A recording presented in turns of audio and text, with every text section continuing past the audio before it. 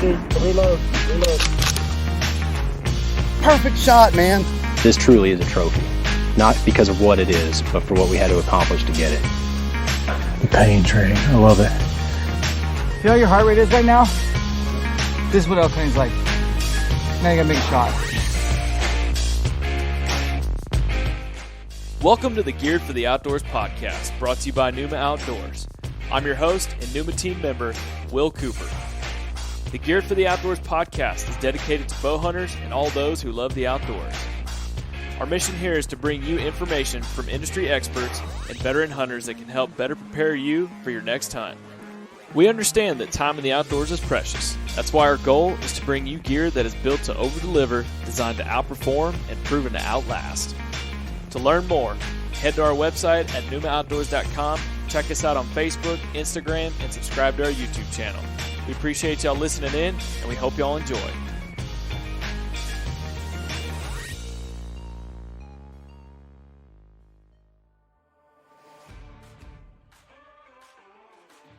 What's up, y'all? We're back for another episode of the Geared for the Outdoors podcast. Today, we got Ryan Haines coming on board all the way from the great state of Oklahoma. But we're getting Ryan on here today to talk all things deer hunting, maybe talk a little Numa, go down some rabbit holes, but primarily we're bringing him on today to talk saddle hunting. Y'all probably seen a big trend with Tethered and all these different companies coming out with how saddle hunting's become popular, but Ryan, we just want to thank you for coming on board today. And what I always start this podcast out with is giving everybody a 30,000-foot view of who you are.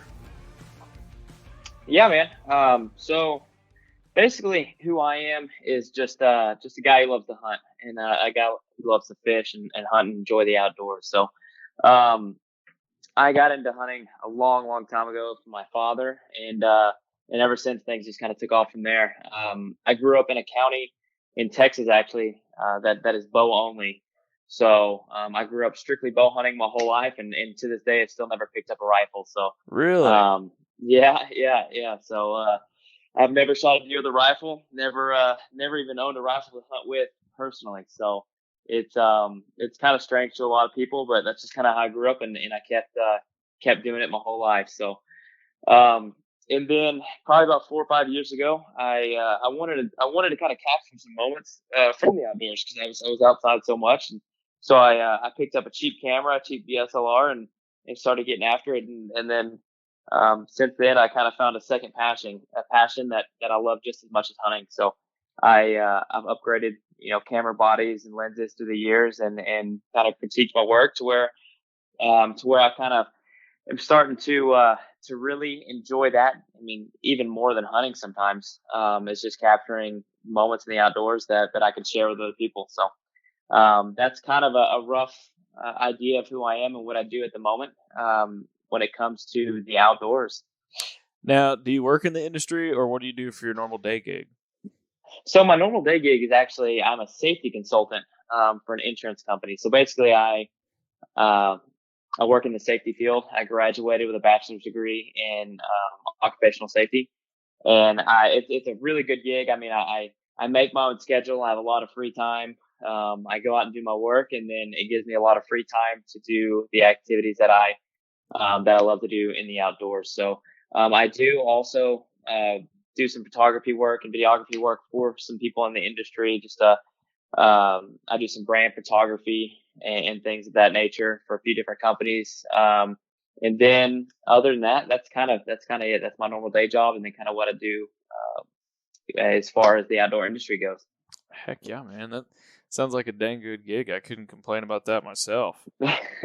So before we dive into the whole saddle hunting for deer, I want to talk about, you've recently killed a pretty good buck, right?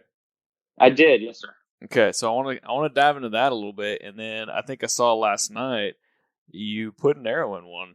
Am I mistaken? I did. Nope, I did. I did put an arrow in one last night. So let's hear it, man. What? Give us the dirty deets on it. Yeah. So, man, the last few weeks have been pretty rough. It's been kind of it's been hot here in Oklahoma. It's super warm here, probably just about everywhere in the South, it seems. But 2 weeks ago, it's my first sit in Oklahoma of the year. And I just got done pronghorn hunting in the panhandle of Oklahoma and came back, and And I had a mature buck, the only one that summered on me this year. In the past, I've had a few, probably 5 or 6 mature bucks summer on me, and this year I didn't have any except this one.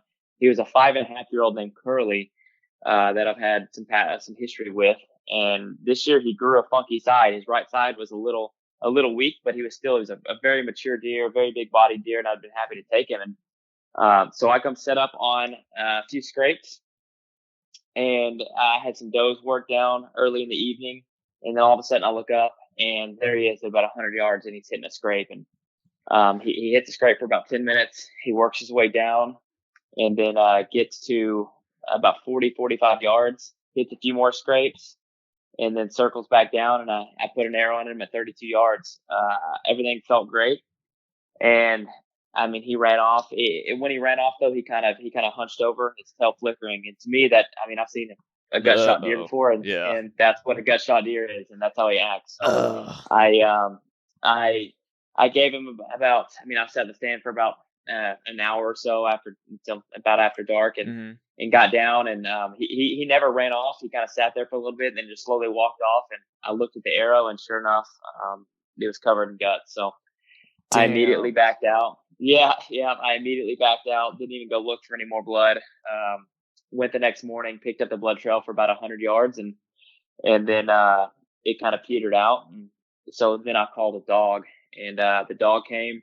The guy that I'm using is a very qualified dog. He's a very qualified tracker. I mean, I've seen his work before, and he does a great job, and he did a great job out here. And we looked for about 5 or 6 hours, and couldn't turn anything up. The dog was in the right direction, it seemed, but it just kept getting turned around. And we did have about a 20-mile-an-hour wind that day blowing in the opposite direction. So that scent was just kind of blowing everywhere. And so, at the end of the day, I went home. We searched probably 10 hours total. I went home, and when I got home, I sat here for a few hours, and something just it just didn't feel right. I knew that deer was dead. I mean, a gut shot deer is 100% dead every single time. Oh yeah. So I knew he was laid up somewhere, and it just didn't sit right with me. So I went back out on my own and started walking. I got on Onyx and kind of looked at some thick bedding spots that I know they like to bed, and actually where they like to run does and pin does down in the rut. And it's super thick with briars, and sure enough, I wasn't there for 20 minutes and looked down, and I stumbled upon him.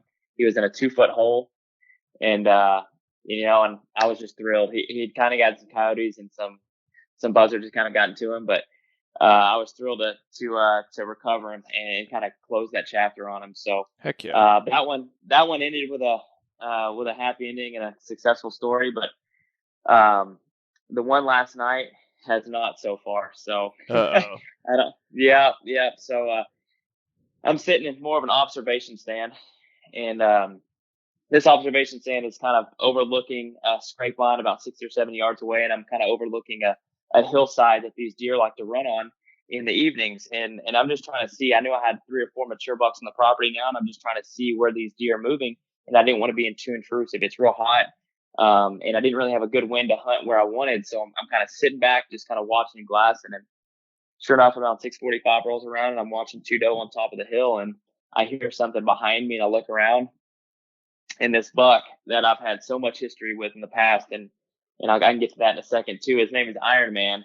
I'll just go ahead and say it. The reason his name is Iron Man, and I'm going to be as transparent as possible. I've kind of screwed up a few times in the past on this deer. I shot him in the backstrap last year, October 10th.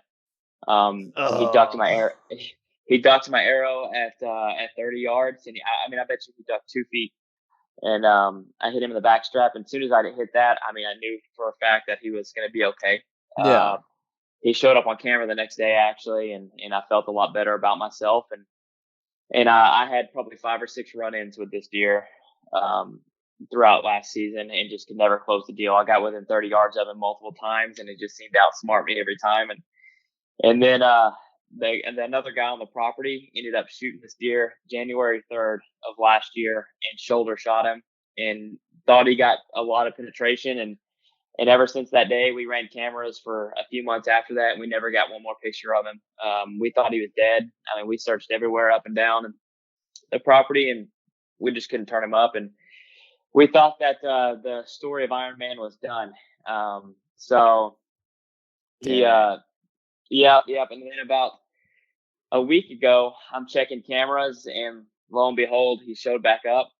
A year, almost a year later after he disappeared, and he came back, and he lost a G4, but on him, but he looked at me. Everything else was the exact same. He was a tank of a deer with heavy mass, and so I made a plan I watched him for about 3 days on camera and made a plan of where I kind of thought he was bedding, where he held up, and some past trail cam pictures from the past, and made a plan to go in on him. But like I said, I just kind of sat in observation stand, and he showed up, came behind me at 5 yards, and then I go to grab my bow, and he looks up at me, and then I pause for a few minutes in the saddle. He works his way down to about 15 yards and gets me one opportunity to pull back. I pulled back, and everything felt great. And when I released the shot, it stuck in that offside shoulder. So when it stuck in that offside shoulder, he mule kicked. He ran off. I saw where he ran. And then, man, it just, I got down, a little bit later and looked for blood. And I found blood immediately and followed it for probably 60 yards or so. And I could easily follow it with, no big deal at all. So Yeah. I backed out knowing that I had good blood, backed out, waited for a buddy to get there because it was getting dark. And we went back about 3 hours later, and we picked up the blood trail and trailed it for about 400 yards, never jumped the deer. And, it finally just started petering out, and just couldn't find any more of it. But, if I had to do it again, I would 100% track that deer at night again. Just because of how much blood that I found. A lot of people probably say I should have backed out for the night, but the amount of blood that was at contact and for the first couple 100 yards was insane. I found a lot of deer with a lot less blood than what this one bled. So, but when we went back this morning and just couldn't turn him up, we grid searched and I tried to call a dog, but it's just by the time the dog could get out there this evening, the trail would just kind of go dry, and that dog would have a tough time. So Dang. that's the story of him. Yep. I'm still going to give him a little more time. I'm going to go back out there this evening and see what, if I can grid search a little more. I probably searched 40 acres of hardwoods this morning. And so, it's not over yet. I found him, I found my last one like this, but between all the work I'm putting in and scouting and getting all these deer, I just need to execute a little better. It sounds like. Well, I saw last night too. It looked like you're having some string issues on your bow too. Yeah. That's kind of another story. I don't like to bring it up just because I don't want it to make it sound like an excuse. But this is kind of an ordeal. The top of my serving, where it connects to my cam on the left hand side, where it the string Y's to connect to the bow. Yeah, where it rolls over. Exactly. So a few probably 4 or 5 days ago, we were coming back from Kansas, and I noticed my string was like this. It is starting to get super frayed where the serving was. Yeah. And I called a bow tech that I know, and he said, "Don't shoot the bow." He said, "You should be okay." I already had a string on order anyway because I needed to replace it. But that's another story because everything's in the world so backed up right now that it's hard to get items. So, but they said, don't shoot your bow for practice at the moment. He's like, you might not get too much in it. Make sure that if you're shooting it, it's going to be, make it count. So, looking back, is that the smartest decision? Probably not. But when I shot, it did make a funny sound, and my arrow flew a little funky. It didn't fly like something was messed up as much as something, it was very out of tune. So, was that a contributing factor to it? Maybe, but I'm not gonna sit here and say that was it, because, at the end of the day, it's on my shoulders to, if I release an arrow at that deer, then it's all up to me. So. I hear you, man. Heck, I used to be an archery technician and still work on bows here and there, and I'll tell you that can definitely affect it for sure. But yeah. So it's like I said, it's probably my fault in the end of the day. So, but life goes on. Yep, you learn, man. That's what it's all about. That is what it's all about. For sure. Well, man, let's shift gears here and let's roll into saddle hunting. Because I want to know myself. I've been seeing you do this as well as a ton of people out there. It seems like saddle hunting is just really kicking off, and it seems like tethered if I'm not mistaken, is kind of the go-to company for a lot of these saddle stands. And dude, I've just been seeing them take off. So I want to find out from you, not only so I can learn myself, but it sounds like you've been getting hit up a lot on social media lately as well. So maybe you can actually answer some of the questions on here that you've been asked. So that might be a little rabbit hole we could go down there, is maybe whip out the phone and see what kind of questions you've been getting asked. But man, tell us about it. Like, why do you think saddle hunting has been getting so popular? And tell us, first of all, like, what is saddle hunting for those that just may have no freaking idea what it is? Yeah, for sure. So what's crazy to me is how saddle hunting, if you look at the history of it, it has been around for, 30 plus years. I've talked to old timers before about saddle hunting, and back in the day, they didn't have, half the technology we had, but they were used. I've talked to people who are using actual lineman's belts from like electrical climbing devices and things for people who are climbing power poles. So yeah, and using those as saddles. So what's crazy to me is how long it's been around and how in the last probably 2 or 3 years how it's really taken off as such a trend. And it's something that when I got into it, for the last few years, I told myself, I was like, man, that's dumb. I'm not going to do that. I like my stands. I'll keep my ultralight hawk stand. I'll hang that. And there's no reason to have this. So, but finally I had a friend talk me into it, and I kind of checked his out, and I said, well, I'll give it a try. And man, I wish I'd have done this years ago. Really? Yeah, I do. It's so mobile, unbelievably light. If you're a public land hunter, this is for you. I've hunted public land for years and years and years, and believe me, I've lugged in the stands. I've hung stands. I've taken them down the same set, and it's just it's terrible. When it comes down to it. So this is where saddle hunting fixes everything. It's ultra light. I can get completely 20 foot up in the tree with 3 hawk sticks, my saddle, and set my platform down within 10 minutes, and my camera gear ready to go. So really, I can. It's and you get better at it each time. And the thing is for people who don't know what saddle hunting is, it's basically think of a large diaper that you basically put on with aim steel rope that hangs in front of you, and you have a tether or a rope that goes around the tree with a carabiner that hooks you into the tree. And you're standing on about a 12 by 12 platform, and you're leaning back against the tension of that rope. So if you've ever hung a tree stand and you do it the correct way and you use a lineman's belt with your safety harness on, the reason you do that is you can take that pressure off of you and put it on that rope so you can have 2 hands to hang your stand. Basically the same idea, except you're using a tether to take that pressure off to where you can hang from the tree safely. So, so that's the whole idea of it. But yes, like I said, it makes everything super light, super mobile, and there's no metal involved. So everything's very quiet. That's one thing, especially when you're trying to slip into a bedding area or slip into a spot where deer are relatively close. This is one of those things that solves that problem of not clanking around metal on your stand, buckles, and potentially scaring those deer off. And not to mention just the weight on your back. I walk with this saddle on. I walk to my stand with it on already. So basically I just hang my sticks, throw my rope around the tree, climb up it, put my tether in, and I'm good to go. So it is something I wish I'd have got into a lot earlier. And if you're on the fence about it, then I would just say jump in there and go for it. Now, what brand are you running? So I'm running a tethered.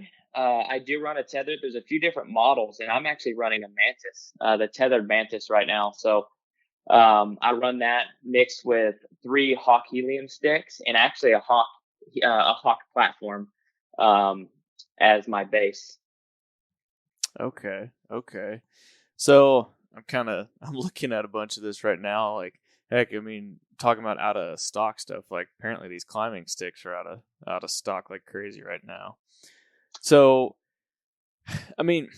what do you think has attributed to the rise in popularity of saddle hunting? Do you think it's, guys like yourself who are pretty that are growing up on Instagram? You've got other guys that, like your Hushin guys? Do you think that Yeah.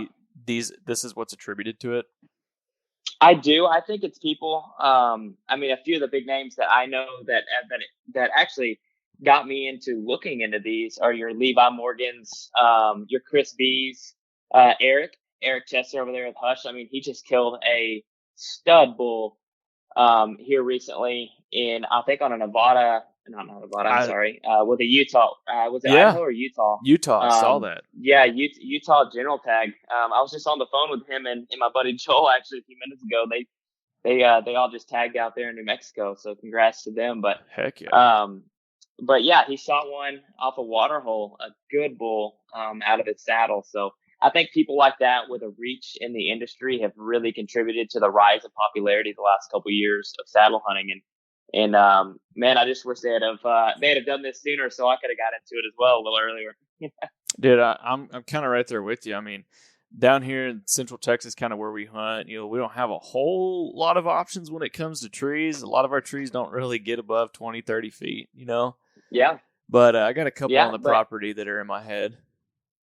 Well, and what you say that, and this is what's funny is what makes a saddle so much more unique than a tree stand is a lot of times a tree stand you have to have a pretty mature tree to be able to hang it in there. So what makes the beauty of saddles is you really don't. So about a week and a half ago, I was down in Texas in a piece of property that I hunt with a good buddy, and I was filming. We have about 170-inch deer coming in pretty regularly to this spot. And, sheesh. And we slip in there real quiet, and there's one stand. I mean, there's one tree we found that you can get up in the air. Yeah. And we had a ground blind there, but the wind was not good for it. And we didn't want this buck's pattern to change. This is early season still. We didn't want this buck's pattern to change. Mm-hmm. So we slipped in there and we found one tree we could both get in, and we both hung, and he's probably 215, 220, and I'm about 190 and in weight. And we got up about 17 to 18 feet up. And I'm not kidding, at the top of this tree where we were, the diameter couldn't have been 7 inches around this tree. And we were up there and we were fine. So that's the beauty of it. Okay. You don't have to have the perfect tree to be able to saddle hunt. Well, you're talking me into this more and more. So I know a lot of the questions that people probably have are, how safe is this? Exactly. And if you follow the directions from tethered, or if you follow the directions, I mean, honestly, just common sense of when you are hanging the saddle, if you use your lineman's belt to hang your sticks, you use your lineman's belt to get in the tree until you can connect your tether, then it's actually more safe than a tree stand. It's a tree stand and your harness itself. So basically think of your harness in a tree stand. It's going to have, if you fall out, this is the safety guy coming out of me actually right here. So, if you fall from that tree stand, a lot of these harnesses are going to have, where you connect are going to have your strap is going to be at least about 3 feet long compared. And then what happens is when you fall, I don't know if you've ever seen how they, like, say, a muddy or a hunter safety system, they're kind of the safety line's kind of cinched up.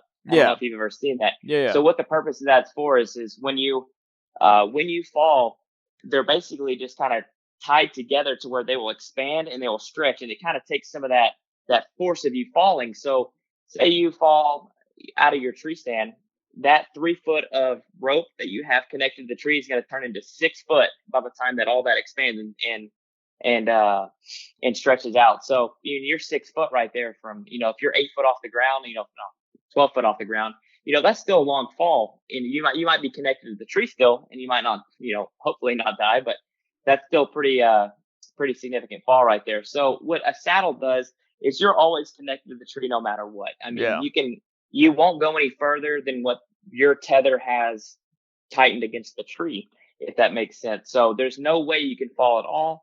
Your bridge, what they call it, where your carabiner connects from your tether to your bridge that holds you up, is made out of am steel. It's am steel rope. And I'm not sure if you've ever heard of am steel rope, but the tension strength of am steel rope is just, significant. I mean, I bet you this is probably a 1/4 inch am steel rope, and I believe that's somewhere around 3,000 pounds of tension.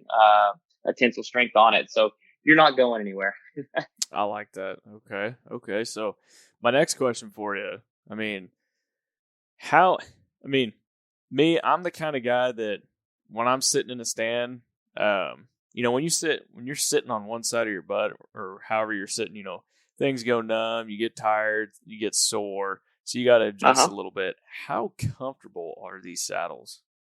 And that's probably the number, like I said, like we were talking about before, I've probably gotten over 100 questions the last few weeks as far as these saddles are concerned. And that's probably the number one is it comfortable? Mm-hmm. Well, at the end of the day, sitting in a stand for 6 hours, 8 hours, it's not comfortable. No. I don't care what kind of stand it is. It's not. Right. With you being stationary like that, it's not going to be comfortable at all. But these saddles have been amazing because in a stand, you can stand up and sit back down and kind of transition and move a little bit, but you can do the same thing in a saddle. What's cool about that is you're free floating. Your weight is free floating, so you're not using any leg strength. You're not using anything. You're just kind of sitting there, literally. But the saddle itself is a lot more comfortable than sitting on a metal stand with a cushion. Yeah. So your butt doesn't get near as worn out. And what you can do is actually you can let your tether out a little bit.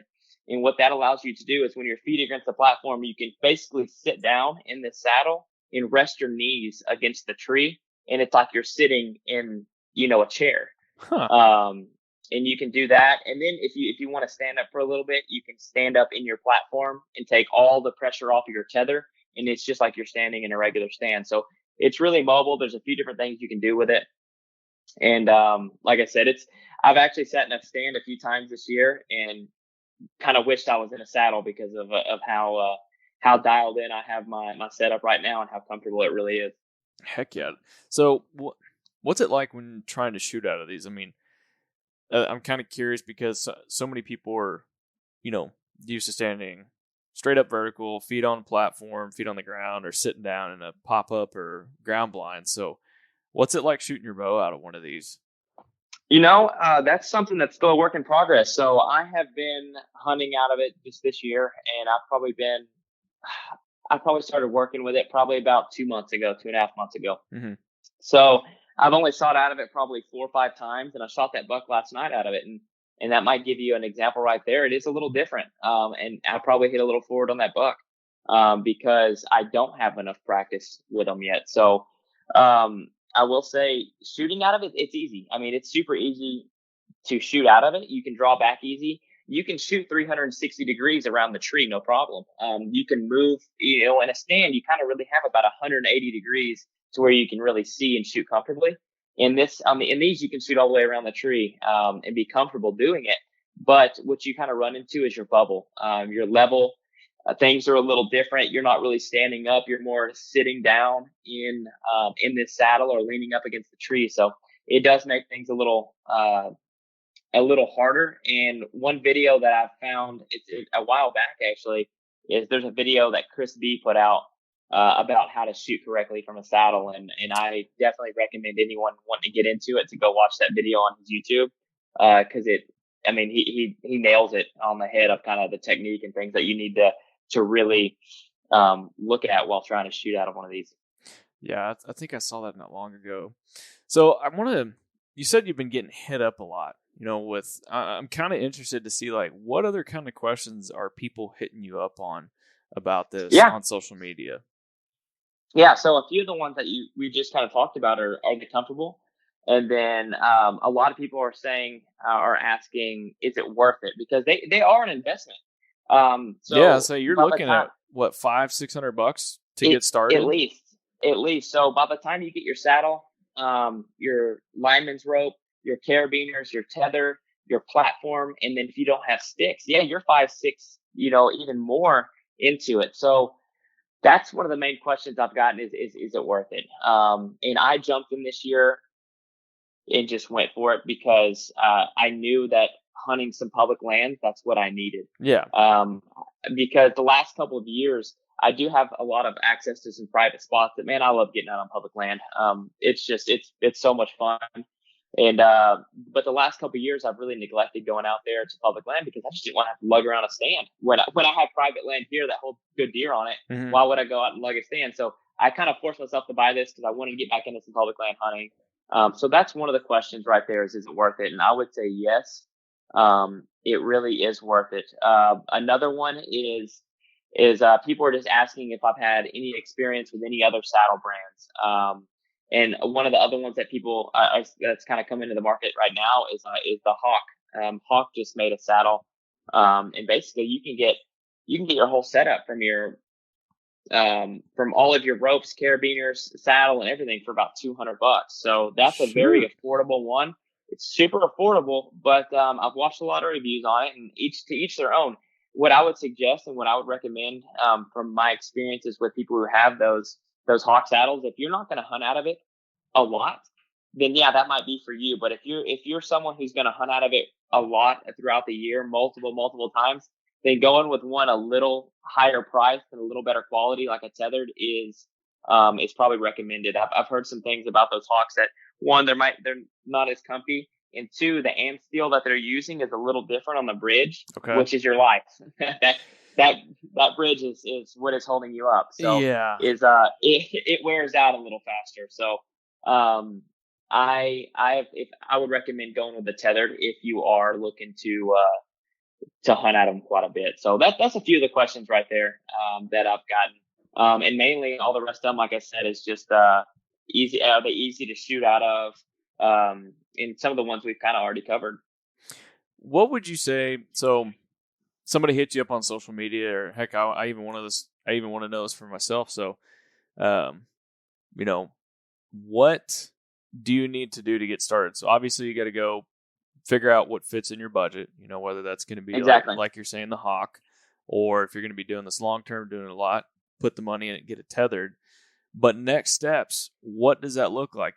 Do I need to set this thing up, get up in the tree, practice shooting from it down at the target in the backyard? Like what did that look like for you when you first dove into this? So you can kind of give what you went through with your trials and processes on this to the next person that wants to do it. Exactly. And so what I did is I'm a research junkie. So I'm always looking for the best deal and looking for the best quality for the money. And what I did is I probably looked this up for 2 or 3 months before I dove in and actually bought one. And I ended up going with a tethered. I went with the tethered Manus, which is actually their middle of the ground harness. They actually make a Phantom, which is the level above. But I went with the Manus. The Phantom. But I went with the Manus, grabbed that, and I grabbed a lineman's rope, the tether, and a platform from Hawk, and kind of went after it. So the trial and errors, it took me, when I first climbed up the tree, the very first time without camera gear or anything, it did take me a little bit to get used to it. I had to look up some YouTube videos on how to do it safely and correctly. And in my backyard, I have probably a 30-foot tree that's perfect for saddle hunting. Actually, it's bare. There's no leaves or no branches coming off of it. So I practiced getting up and down it probably 5 or 6 times before I got really comfortable. And I cut my time in half, if not more, in time-wise, getting in the tree and getting ready to get set up. So there's a lot of tips and tricks I can go over if you want me to do that I've people who have this is actually probably one of the main questions that I get is people say, hey, I'm going to get the saddle. What do I need next? So kind of what we were just talking about. This is exactly what I get most of the time. Yeah, I think this is perfect because, I feel like we covered a good basis of it, but it's kind of like that, I want to hear from you. Like, what did you do next? And any kind of tips and tricks you got for people that are wanting to do this? Yeah. So what I recommend everyone to do is when you're coming to a mobile setup like this, you want to be as light as possible and as quiet as possible. So what I did first is on my Hawk helium sticks, and this is something one of my buddies, Wes, told me about last year, and I just never did it. And I wish I'd have done this a long time ago as well. So when you have your helium sticks, or if you have any kind of priming sticks, a lot of times they come with a cinch and a buckle, a metal buckle. Yeah. That gets heavy and that also gets loud when you're trying to reach around the tree, hook it up, and cinch it down. So what I did is I went out and got 7/64 am steel rope from a marine store, actually. And what that is it's a very small diameter rope, but it's very, very strong. I think that's 7/64 rope is probably around 2,000 pounds of tensile strength. So plenty for what you're doing. Yeah. And what I did is I took off the buckles, took off the ropes off my sticks. And what you have to do is you have to braid this. So if you want to, I made an 8-foot daisy chain that goes around the tree, but I made it out of 16 foot of rope. And I made this daisy chain out of this rope, connects to my hawk sticks. I can roll it up. It's very light, no metal involved, and you wrap it around the tree, and then you can hang your sticks very, very fast. So that was the main. So if anyone out there, if you're looking to light your setup, or if you have sticks, look up am steel daisy chains, and that is one of the number one things that I would recommend you do to your setup. Is that another thing that I found out through trial and error is when you have your lineman belt on, when your lineman belt around the tree, you have a Prusik knot, and that Prusik knot catches on itself, and that's what holds you against the tree. Well, what that can do is when you're climbing up a tree and you have 2 or 3 things in your hands, you have to, if that tree gets smaller once it goes to the top, you have to tighten that Prusik knot. Well, that takes 2 hands to tighten it. So what I did is they have an ascender on Tether's website. And basically an ascender, it goes around your lineman's belt, and you can tighten that lineman's belt or loosen it with one hand. That's very crucial when it comes to hanging these in a timely manner and super quiet, because you don't have to, take both hands and tighten that knot. You can do it with one hand. So definitely an ascender is something that I would recommend anyone to get as well with their setup. And then another big one that I like to tell people. So basically, when you go up the tree, you don't want to have to go up and down multiple times. That kind of defeats the purpose of having one of these setups in the first place. Yeah. You want to go up one time and squat as possible. So what I do is on the hawk sticks, they fit together and they stick together, all 3 of them. So what I do is on the top of my hawk stick, I put about a 4 or 5 inch loop through the hawk stick with a piece of paracord. So basically what that does is I got an S carabiner. They have those S carabiners. You can get them at Lowe's or wherever. Yep. And on the daisy chain on your saddle, there's a daisy chain belt that goes on the top of your saddle. You hook this carabiner on through that daisy chain to where you have the bottom hook hanging out to where you can hook stuff onto it. So I put one on each hip, and what I do is I hang my hawk sticks from one hip through on that paracord loop, and on my left hip I hang my platform. So what that does is when I'm going up the tree, I just pull one of the hawk sticks off, put it up, go up the tree, pull the hawk stick off the loop, put the other one up, and then when I get to the top, I pull that platform up. So that's another really big trick that I've learned of how to carry your sticks up the tree when you're trying to climb the tree, if that makes any sense. Yeah, 100%. I really just like the capability that saddle hunting gives you, man. I mean, it just where you can go with it, how you can get up in the tree and, have some maneuverability and just be able to go anywhere with this thing. I love it. Yeah, exactly. And there's not so I would have never had an opportunity at that buck that I shot last night if it wasn't for saddles, because the tree that I was in was not good for a tree stand. Mm-hmm. And even if I could have gotten a tree stand with it, if I could have gotten one up, I wouldn't have had time. I would have got in there and I probably would have blown the area trying to hang a tree stand in a timely manner and in a quiet manner. So I got in there really quick, slipped in, and he came out from behind me and never knew I was there. So I would definitely dive into it if people are out there listening. I love it. And so just head to Tether's website, and they've probably got a ton of info for you, huh? Oh, they do. Yeah, between that and then just people online. Everything that I just mentioned a minute ago, from the daisy chains on your sticks to the tips and tricks on how to really dial down your setup. They've got it all. Here's another tip and trick that I'd mentioned to you. So look up on Tether's website as well. They have these S clips, and they actually have them with a pack of, it's called a hero clip. And a hero clip or a hero carabiner, it basically hooks onto a strap, any kind of strap, and it has a bottom little carabiner type hook that folds down, and it makes a great bow holder. Because the last thing you want to do when you're up there in the trees, you don't want to screw in a bow holder. That's the worst thing you can do, because it's tiring. It sucks. So Yeah. what I do is I just hook a little cinch strap that I use for that come with like a cell phone camera. Yep. This little cinch strap, you just hook that around the tree, hook this carabiner in, and you have a bow holder right there. It's super simple. Even if I don't saddle hunt anymore and I don't have a regular bow holder, I'll probably just carry that with me because it's so much more simple. Oh, heck yeah, man. Heck yeah. So what hunts you got? I want to talk, you're going to be going out there looking for another deer this evening, hopefully going to find them. Hope, when I get on Instagram tonight that I see a story of another big buck of Iron Man down. I'm hoping, man. Heck, I hope, dude. Well, what other hunts you got lined up coming up this year? Yeah, so I have a pretty full year. This year, it seems each year is actually getting more busy and more busy, which is a good thing. I'm not sure if the wife likes it, but I'm enjoying it. No, life's crazy. Everything's super busy right now, but that's I do it to myself and because I love it. But so the rest of the year, I'm going to be hunting whitetail here in Oklahoma and Texas. I live right on the border of Oklahoma and Texas, so I'm fortunate enough to hunt both states. And I've got some good ground in Texas as well. I'll just hunt through the season there, and then come December, I'm actually heading. In November, actually in a few weeks, I'm getting ahead of myself. I'm hunting Kansas again, so I just went up to Kansas for a weekend.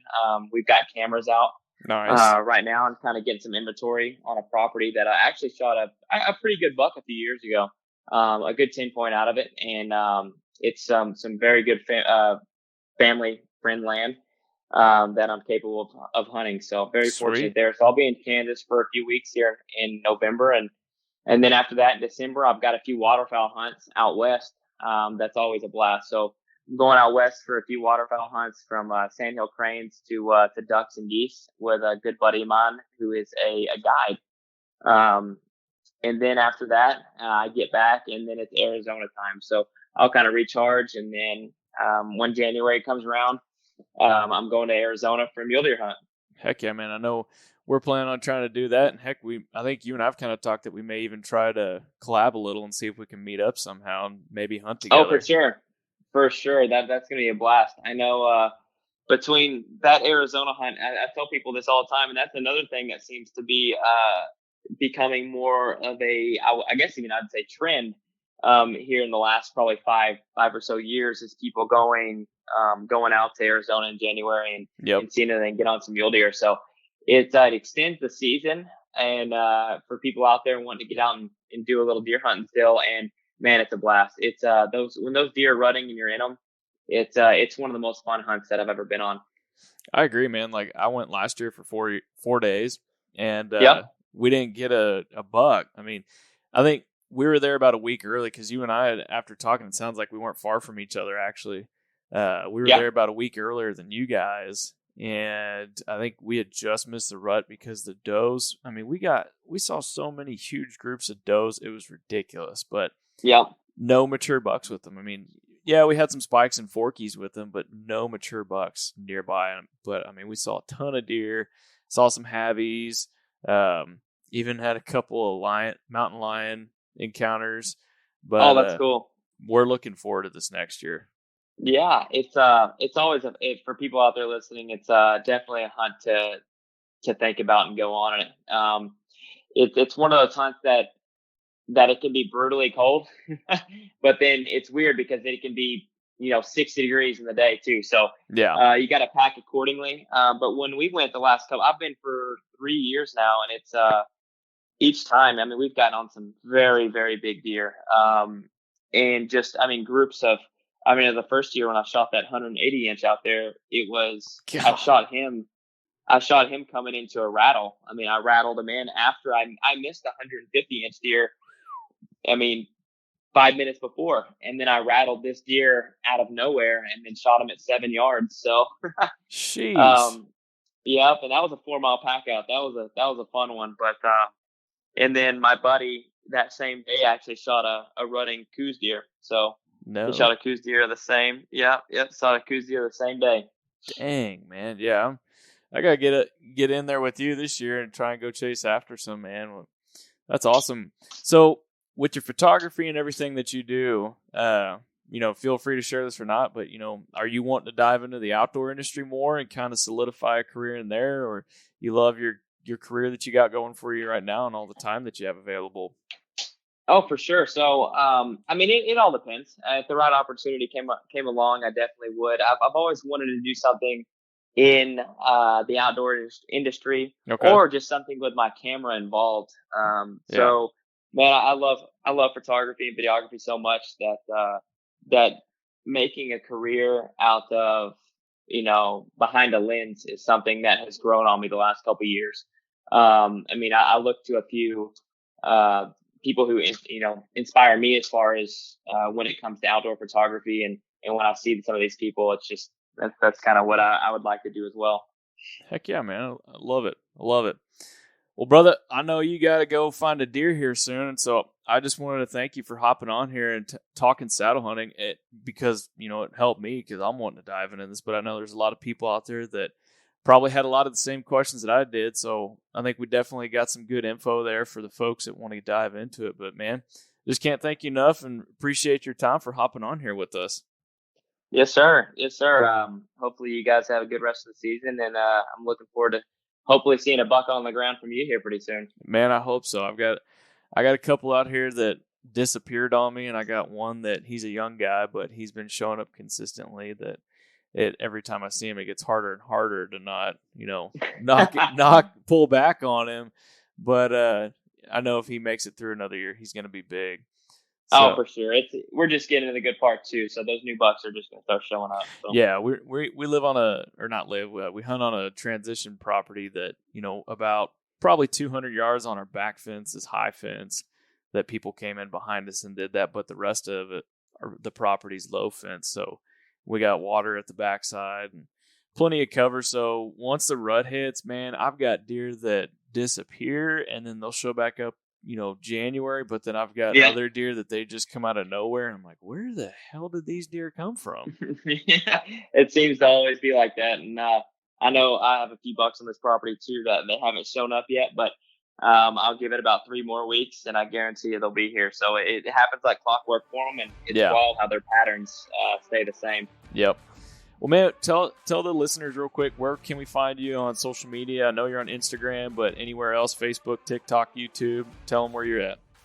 Yeah. So I'm big on Instagram. I really like that platform a lot. I like to show my photography out there. So if you just look up Ryan Haines or One Shot Outdoors, and then you can look up the same thing on YouTube, One Shot Outdoors, and we're definitely pumping out some new content this year, and I'm looking forward to everyone kind of looking at it and seeing what they think. Love it, man. Well, we'll keep up the good work, and I hope to see a big deer down on the ground this evening. Yes, sir. I'm hoping so too.